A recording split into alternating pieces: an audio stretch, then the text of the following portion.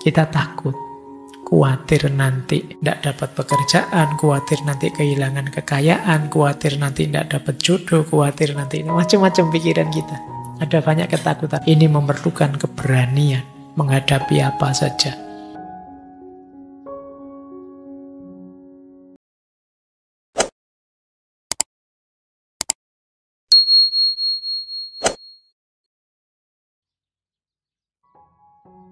Assalamualaikum warahmatullahi wabarakatuh. Ketika engkau memasuki lembah pertama, lembah pencarian, 100 kesukaran akan menyergapmu. Engkau akan mengalami 100 cobaan. Di sana, merak langit tidak lebih seekor lalat. Engkau harus melewatkan beberapa tahun di sana. Engkau harus melakukan upaya-upaya besar dan harus mengubah keadaanmu. Engkau harus meninggalkan segala yang tampak berharga dan memandang segala milikmu sebagai tak berarti apa-apa. Saat engkau tak yakin lagi memiliki apa-apa, engkau masih harus melepaskan dirimu dari segala yang ada. Ini perjalanan pencarian, perjalanan awal agak berat karena kita harus meninggalkan kesenangan, kenikmatan, kepemilikan duniawi. Makanya cobaannya besar. Perjalanan pertama ini. Karena kadang-kadang bahkan kita memulainya saja tidak berani.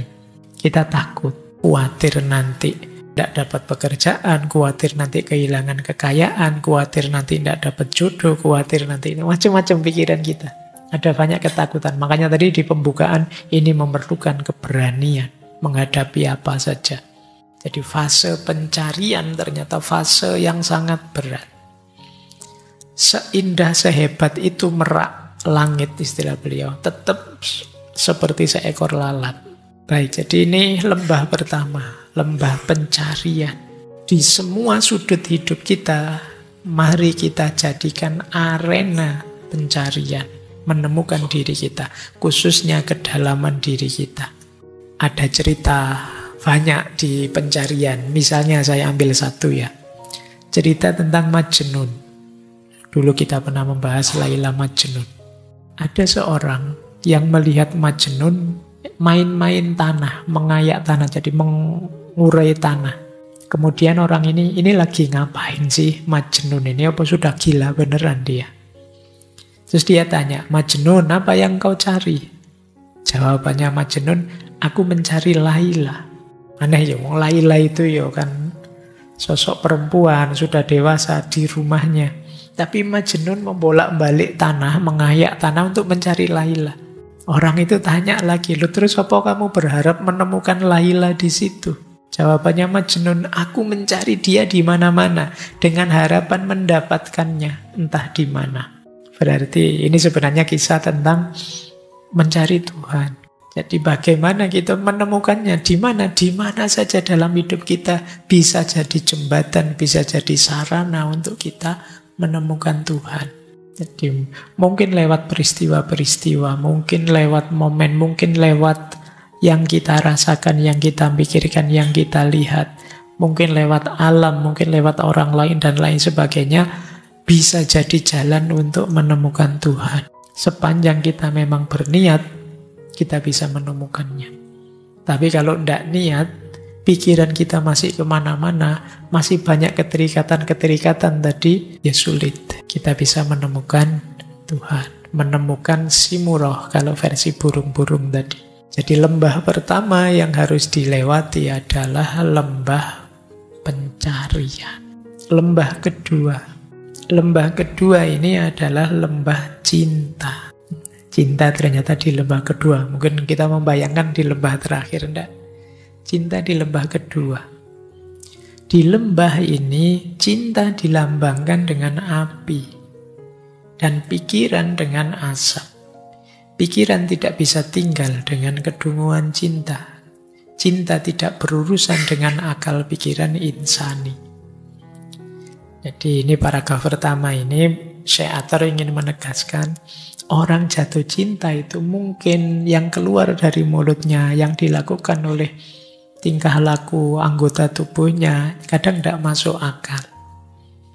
Tapi memang itulah cinta. Jadi Kalau masih kalkulasi akalnya jalan, ya biasanya masih belum cinta. Kadang-kadang tidak masuk akal. Kok mau-maunya kamu bikinin skripsimu diri belum selesai. Tidak masuk akal. Tapi itulah cinta. Jadi kadang-kadang tidak.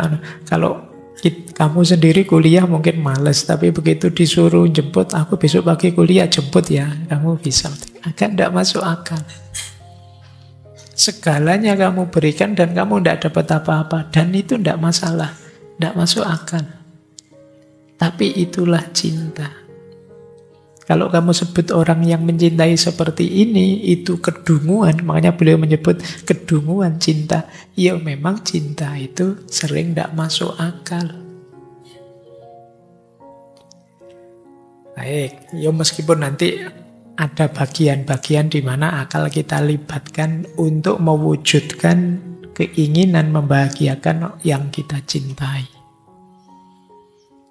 Dilanjutkan begini di lembah cinta. Bila engkau memiliki penglihatan batin, zarrah itu atom, dari dunia yang kelihatan ini akan tersingkap bagimu.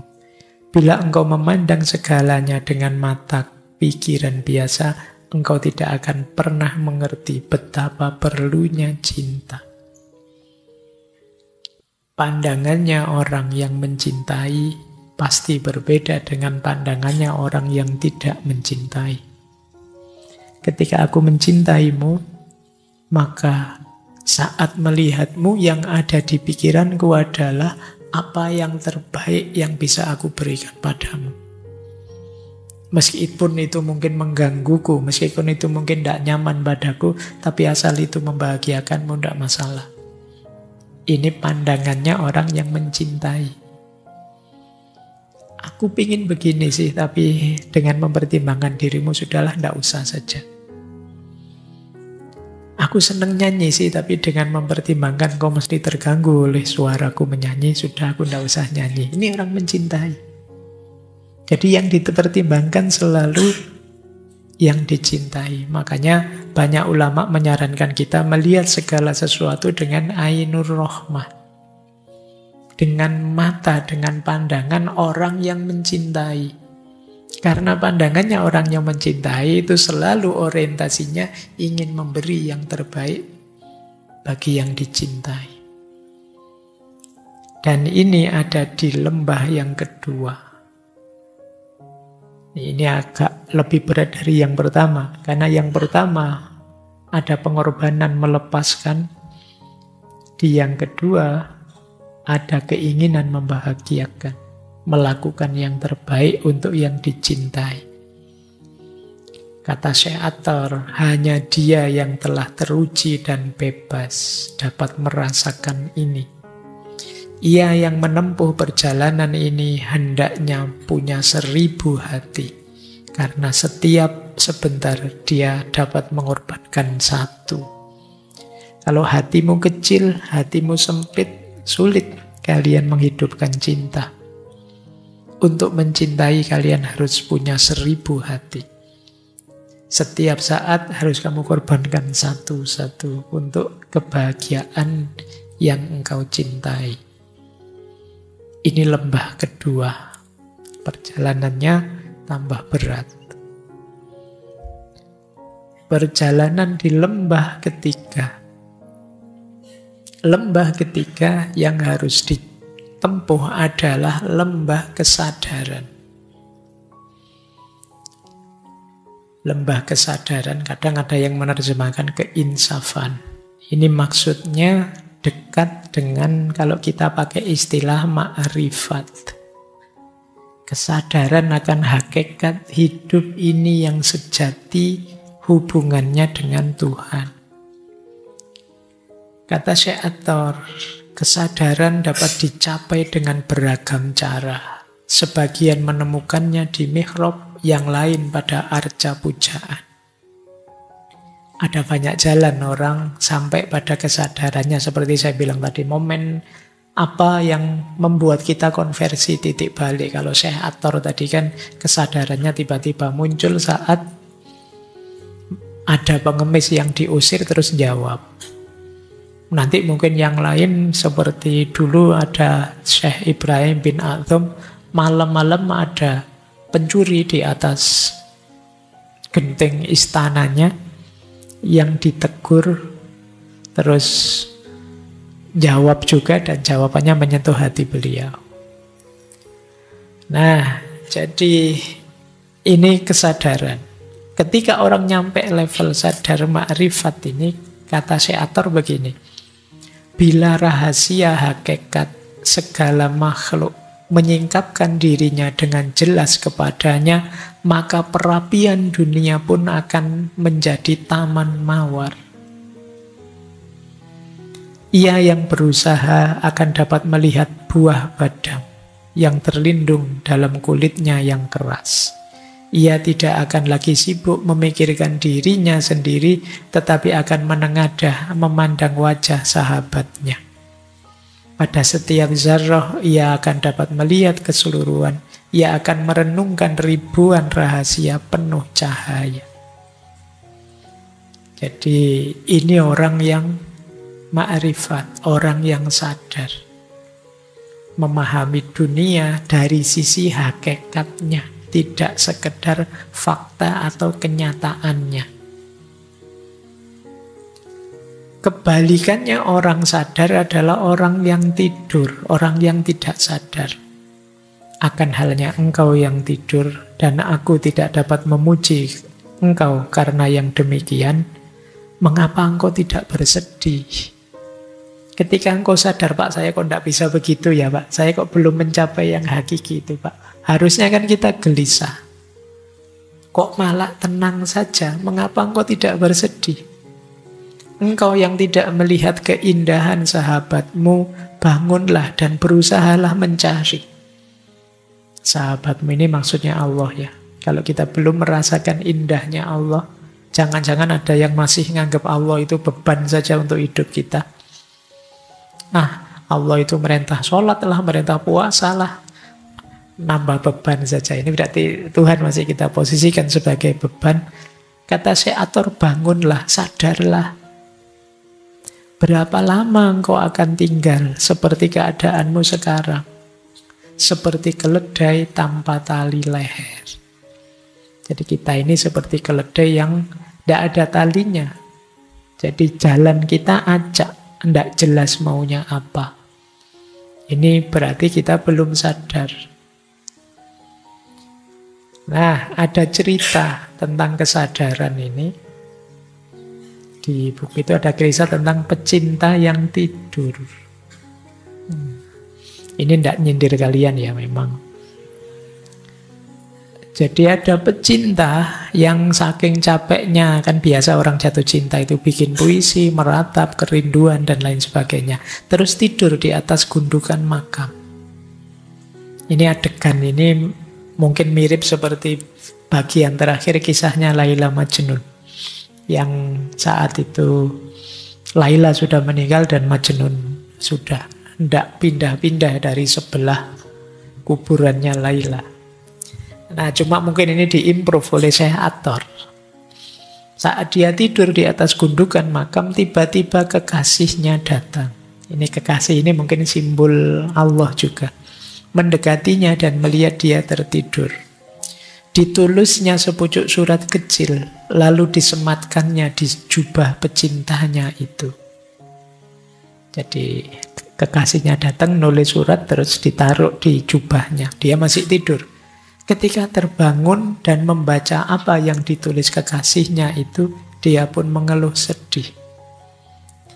Isinya surat seperti ini. Wahai laki-laki dungu, bangkitlah. Kalau engkau berdagang, berdaganglah dan dapatkan uang. Bila engkau seorang zahid, bangunlah di malam hari, berdoalah pada Tuhan dan jadilah hambanya. Namun bila engkau seorang pecinta, malulah pada dirimu sendiri. Apa gunanya tidur bagi seorang pecinta? Di siang hari, pecinta berlomba dengan angin. Di malam hari, hatinya menyala, membuat wajahnya bersinar secemerlang cahaya rembulan. Tapi jika engkau tidak seperti itu, jangan lagi berlagak mencintai aku. Jadi bangunlah, coba sadari siapa dirimu. Kalau engkau berdagang, ya dagang. Kalau engkau ahli ibadah, ibadah. Kalau engkau seorang pecinta, mencintalah. Jangan tidur. Jadi kalau engkau tidur, ya jangan ngaku pecinta. Jika seseorang bisa tidur di tempat lain dan bukan di kuburnya, boleh kukatakan dia seorang pecinta, tapi pecinta dirinya sendiri. Kok kamu ngaku pecinta, gaweane turu terus. Di WA gak dibales dia. Jangan ngaku pecinta. Yang kamu cintai hanya dirimu sendiri. Ini sindiran ya. Bagi para pecinta tapi pasif. Tidak menunjukkan rasa cintanya. Maka jangan jadi pecinta yang tidur. Lanjut, lembah keempat. Lembah keempat adalah lembah kebebasan dan kelepasan. Lembah keempat, lembah di mana tidak ada nafsu untuk memiliki atau keinginan untuk menemukan. Jadi lembah keempat ini menarik ya, ketika orang terbebas dari dualitas hal-hal duniawi, termasuk dualitas baik dan buruk. Ini kadang-kadang menjelaskannya agak agak sulit. Gimana sih Pak bisa orang bebas dari dualitas baik dan buruk? Gambarannya begini loh, ini beliau pakai kalimat yang jelisahnya nabi-nabi. Agar Adam dapat menerima cahaya samawi, barisan malaikat berpakaian hijau dicekam duka. Jadi untuk menyadarkan Adam akan tugas kekhalifahannya kan ada cerita protesnya para malaikat. Ini agak unik, malaikat ini kan patuh 100%, kok ini protes? Mayyufsidu fiha wa yasfikud dima. Ini tujuannya untuk Adam, biar dia sadar tugas kekhalifahannya dan ingat untuk tidak mengalirkan darah mengacaukan dunia. Jadi ini rasanya kayak negatif, tapi di balik itu ada positifnya. Agar Nuh dapat menjadi tukang kayu Tuhan dan membuat perahu, ribuan makhluk tewas di perairan. Puluhan ribu nyamuk menyerang tentara Abraha agar raja itu tergulingkan. Ribuan bayi mati agar Musa dapat melihat Tuhan. Ribuan orang mengenakan ikat pinggang Nasrani agar Isa dapat memiliki rahasia Tuhan. Ribuan hati dan jiwa terampas agar Muhammad dapat bermi'raj ke satu malam. Di lembah ini tiada apapun yang baru atau yang lama akan berharga. Engkau boleh berbuat atau tidak berbuat. Jadi dualitas baik buruk itu yang duniawi di dunia ini yang kita anggap buruk dari perspektif yang berbeda bisa saja itu baik. Kamu sakit, sakitmu itu rezeki bagi para dokter. Iya kan? Ya sama. Saya patah hati Pak ditinggal pacar. Rezeki bagi temanmu yang lain yang dari sisi kamu pahit, tapi dari sisi yang lain positif. Bahkan nanti belakangan kamu tahu, alhamdulillah Pak, dulu saya putus, sekarang ada hikmahnya. Saya jadi cepat lulus, saya jadi baik dan buruk. Itu tidak bisa kita lihat secara sangat sempit. Allah yang paham skenario detailnya. Makanya kita diminta taslim saja, pasrah, tidak apa-apa. Dikasih pahit, dikasih enak. Allah yang tahu rahasianya. Di balik yang pahit ada hikmah yang indah yang kita tidak sadar. Sekarang kita nangis, besok kita bahagia. Mengalami hal yang pahit itu.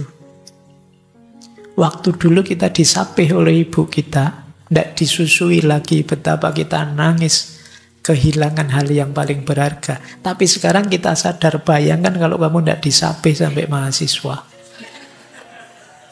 Hikmahnya luar biasa, sekedar nyampe meskipun kamu dulu nangis.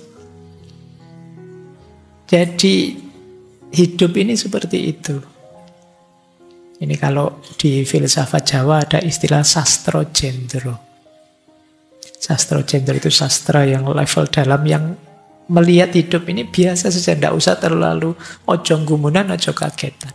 Ada baik, ada buruk, di balik kebaikan mungkin ada keburukan, di balik keburukan mungkin ada kebaikan yang tidak kita sadari. Jangan terikat oleh dualitas baik dan buruk. Oke. Oh, itu kalau kita bisa nyampe ke level ini, di situ kita menemukan rahasianya hidup tenang.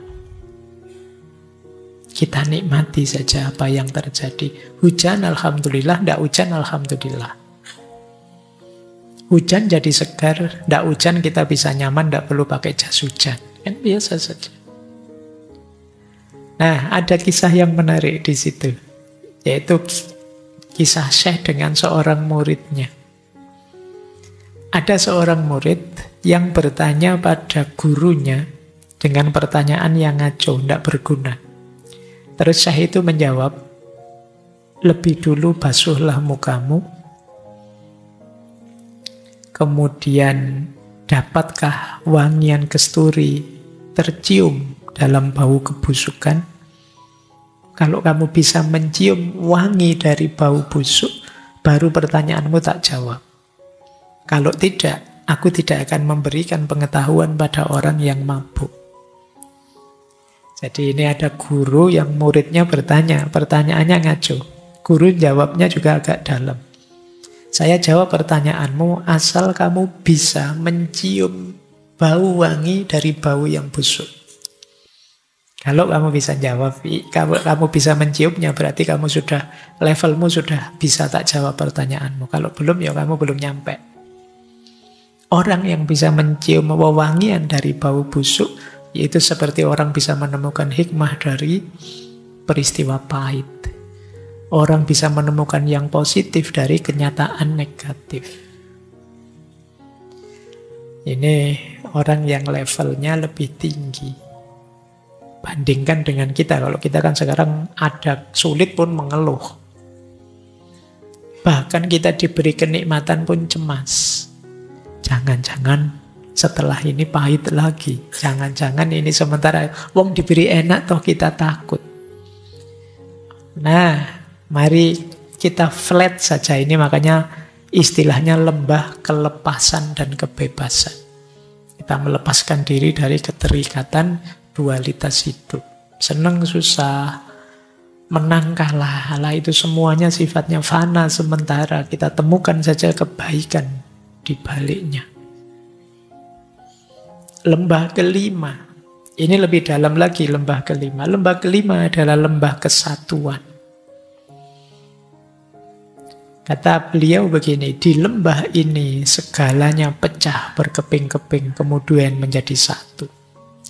Segala yang menegakkan kepala di sini, menegakkan kepala dari kerah yang satu, itu juga. Meskipun engkau seakan melihat wujud yang banyak, namun pada hakikatnya hanya satu. Semua merupakan esa yang sempurna dalam keesaannya. Dan sekali lagi, yang engkau lihat sebagai esa tidaklah berbeda dengan yang tampak sebagai banyak. Jadi lembah kesatuan ini kita sampai pada kesadaran bahwa yang macam-macam kita lihat itu hakikatnya ya hanya satu. Karena satu-satunya yang wujud itu Allah.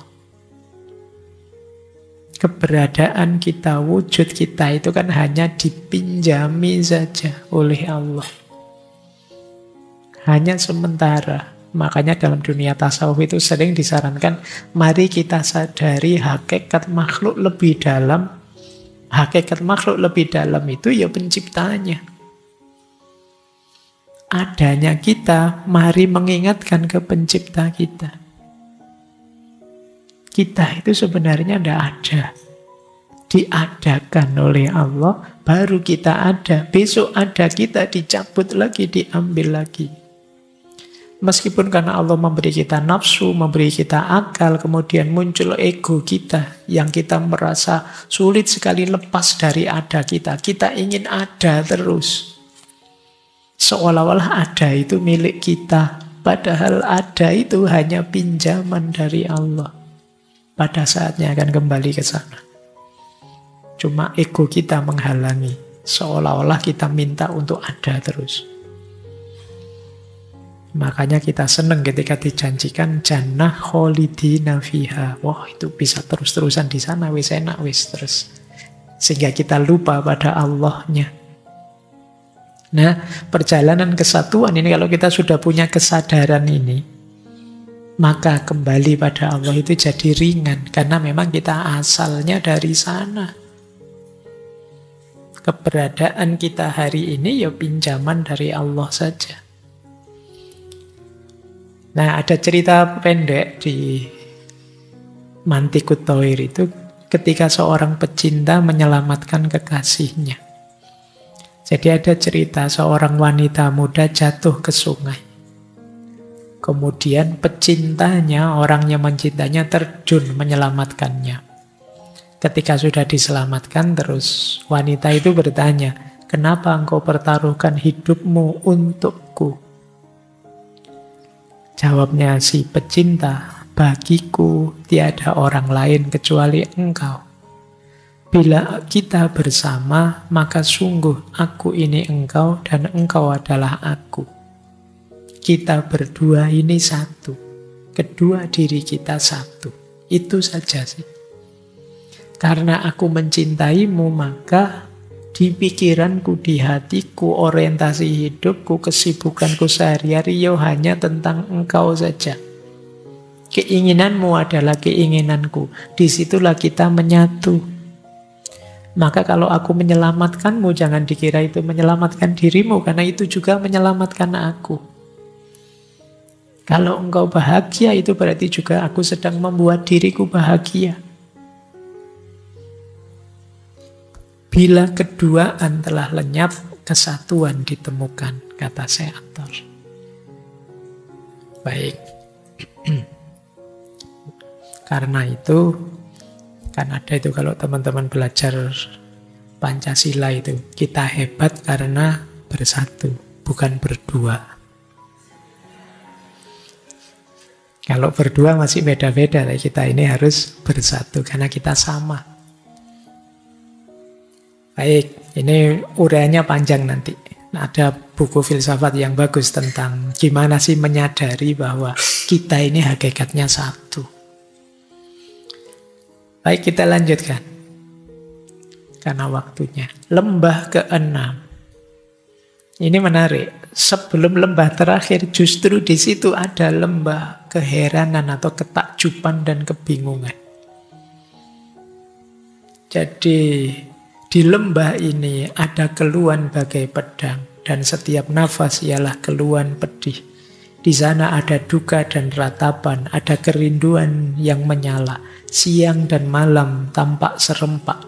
Di sana ada api, namun kita merasa tertekan dan tak berpengharapan. Mengapa dalam kebingungan ini kita meneruskan perjalanan? Tapi bagi yang telah mencapai kesatuan atau keesaan, dia akan lupa segalanya dan lupa akan dirinya sendiri.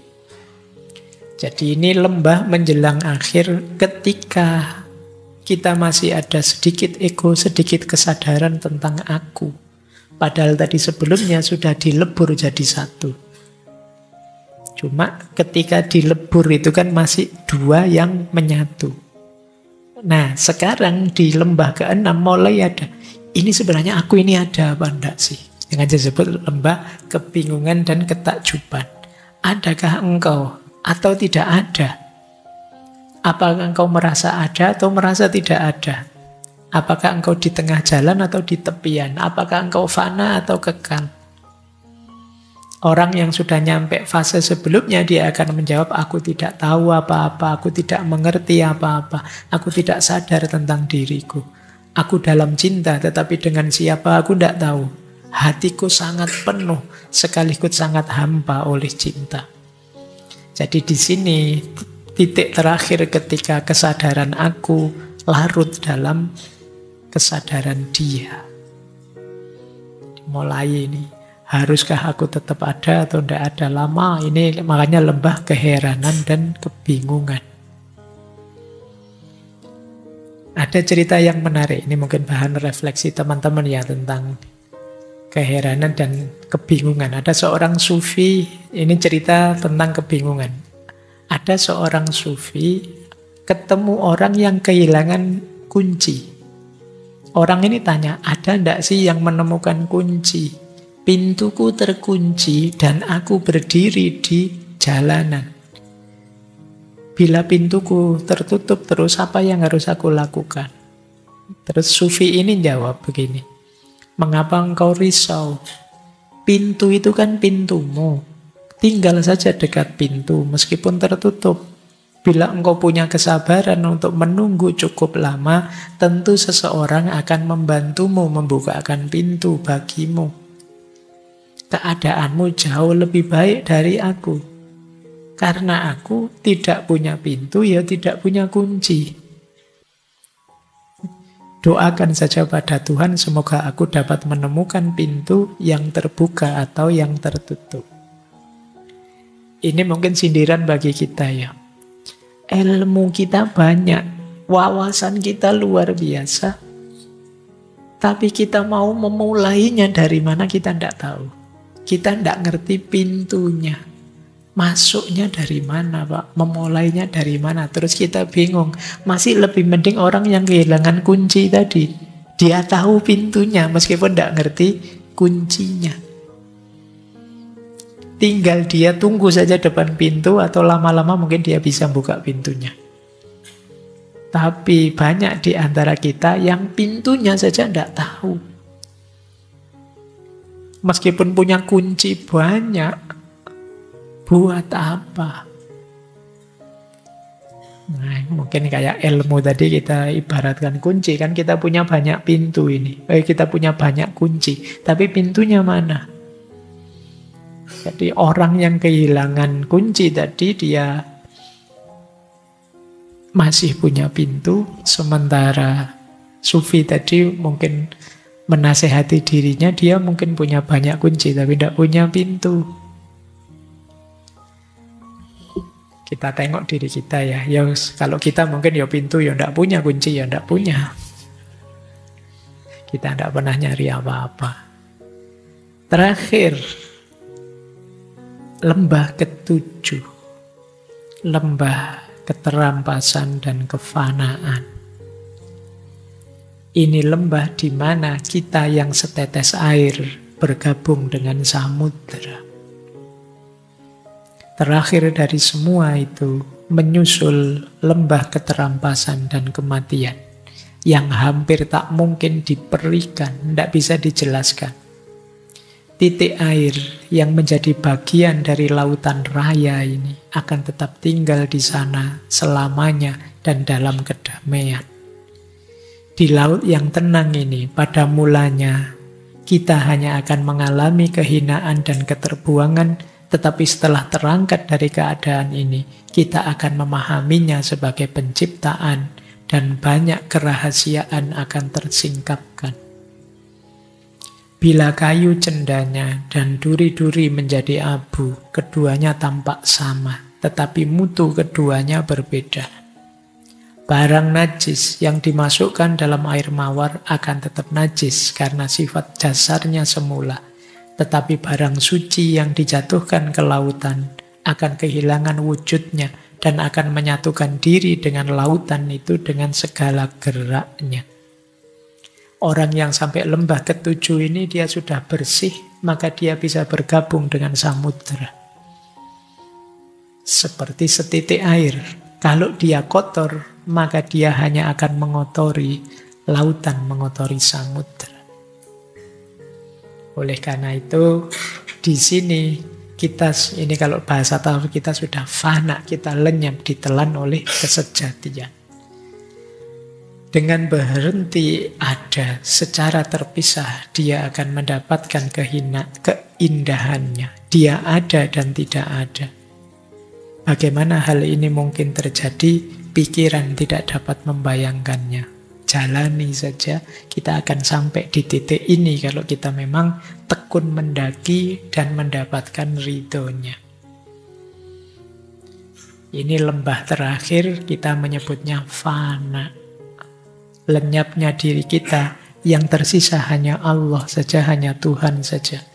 Dalam ekstase kebahagiaan yang luar biasa, karena diri kita, ego kita musnah, kadang-kadang muncul kalimat-kalimat yang bagi level kita ini kalimat yang bahaya. Seperti Syekh Abu Yazid Bustami yang sampai bilang, Subhani, Subhani, Maha suci aku, ana al-haq seperti al-halaj. Ini ada di makom ini. Jadi bukan manusia yang ngaku Tuhan, tapi diri yang sudah lenyap bersatu dengan Tuhan. Ini level lembah ketujuh. Nah, ternyata perjalanan dari lembah pertama sampai lembah ketujuh itu tidak sesimpel saya jelaskan sekitar 30 menit tadi. Ribuan burung yang menuju Tuhan hampir semuanya lenyap. Banyak yang hilang di lautan, ada yang binasa di puncak gunung-gunung tinggi, tersiksa oleh dahaga. Ada yang terbakar sayapnya, ada yang hatinya mengering karena api matahari. Ada yang dimangsa harimau, ada yang mati kelelahan di gurun dan hutan belantara dengan bibir kering dan tubuh kepanasan. Ada yang menjadi gila dan saling berbunuhan karena sebutir jawawut. Jawawut kalau teman-teman ngerti ya. Ini akar kata Jawa. Makanan khas Jawa. Ada pula yang karena lemah oleh penderitaan dan keletihan jatuh di jalan dan tak kuat melanjutkan perjalanan yang lebih jauh lagi. Yang lain ada yang takjub terpesona oleh apa yang mereka lihat, berhenti di tempat itu, melongo, tercengang. Dan banyak yang berangkat hanya karena ikut-ikutan, ingin tahu dan mencari kesenangan, akhirnya tewas tanpa mendapat gambaran tentang apa yang mereka cari dalam perjalanan yang mereka mulai tempuh itu. Dari burung yang beribu-ribu, hanya 30 saja yang sampai ke tujuan perjalanan. Jadi terakhir hanya tinggal 30 yang bisa ketemu Simurah. Jadi mereka masuk, nanti ada ceritanya, buka gerbang, masuk, ketemu Simurah. Ketika mereka sepenuhnya merasa tenang dan terlepas dari segala apapun, mereka menjadi sadar bahwa Sang Simurah ada di sana bersama mereka. Matahari keluhuran memancarkan sinarnya, dan dalam saling merenungi wajah sesama mereka, ke-30 burung dari dunia luar ini menatap Sang Simurah dari dalam. Dari dalam itu ada di kedalaman diri. Ini amat menakjubkan, karena mereka tidak bisa membedakan apakah mereka tetap mereka atau mereka telah menjadi Simurah. Jadi ketika nyampe puncak tadi, ya kan ada persatuan. Tadi sekarang aku dan dia ya jadi satu. Dalam suasana tafakkur, mereka menyadari bahwa merekalah Sang Simurah dan Sang Simurah adalah ke-30 burung itu juga. Ini menarik kalau kalian cari arti kata-kata Simurah. Itu dari kata-kata si dan mor. Bahasa Persia. Mor artinya burung dan si artinya 30. Jadi Simurah artinya 30 burung. Pas dengan 30 burung yang selamat tadi. Saat mereka menatap Sang Simurah, mereka melihat bahwa sungguh Sang Simurah lah yang ada di sana. Dan ketika mereka mengarahkan pandangan ke diri mereka sendiri, mereka melihat bahwa mereka sendiri Sang Simurah. Saat mereka mengamati keduanya serempak, yaitu diri mereka sendiri dan dia, mereka pun menyadari bahwa mereka dan Simurah itu wujud yang satu, dan itu juga hasil akhir perjalanan para burung, hasil musyawarah tadi, ketemunya bukan menemukan keluar, tapi ketemu di dalam. Bahwa hakikatnya diri mereka adalah memuat hakikat ilahiyah. Jadi ketemunya justru ada dalam diri mereka sendiri. Dicari jauh dengan perjalanan berlembah-lembah, pada akhirnya ketemu dalam diri mereka sendiri, si murah itu. Baik, ya ini alegori kalau dalam tasawuf nanti. Karena ini dibentuk novel jadi menarik. Kalau dalam tasawuf ini kan semacam makom demi makom, pengalaman ahwal, dan pada akhirnya berpuncak di mukasyafah, musahadah, wahdatul wujud, itikad, dan lain sebagainya. Jadi pengalaman bersatu dan dekat dengan Allah. Kalimat terakhir pesan beliau begini. Mungkin untuk akhir tahun ya, bahan kita muhasabah. Tahukah engkau apa yang engkau miliki? Masuklah ke dalam dirimu sendiri dan renungkan ini. Selama engkau tidak menyadari kenihilanmu, kita ini sebenarnya tidak ada, kita ini sebenarnya nihil. Dan selama engkau tidak meninggalkan kebanggaan dirimu, kesombongan dan cinta dirimu, engkau tidak akan dapat mencapai puncak kebanggaan. Di jalan itu engkau tercampak dalam kemusnahan dan sekaligus terangkat dalam kehormatan. Dan kini ceritaku pun selesai. Tidak ada lagi yang mesti aku katakan. Baik, jadi ini pesan terakhir dari Mantikut Thoir, karya terakhir dari beliau. Nanti setelah ini beliau mengalami peristiwa pahit karena terbunuh oleh pasukan Mongol yang menyerang dinasti Saljuk di Nishapur. Baik ya teman-teman, seperti saya bilang di awal, mungkin agak berat perjalanan sedalam ini di level kita. Tapi bukan berarti kita tinggalkan sepenuhnya. Mari pelan-pelan kita menuju ke rute paling hakiki kehadiran kita di muka bumi ini, yaitu kembali kepada Allah.